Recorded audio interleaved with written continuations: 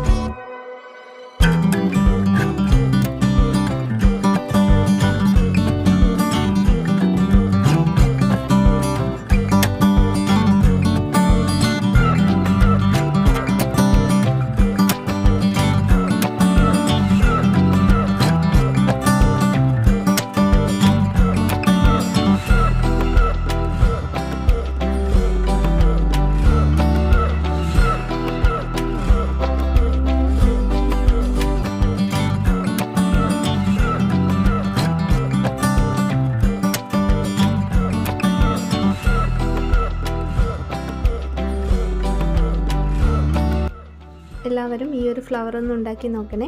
Video ഇഷ്ടമായിട്ടുണ്ടെങ്കിൽ like ചെയ്യാനും subscribe ചെയ്യാനും മറക്കല്ലേ.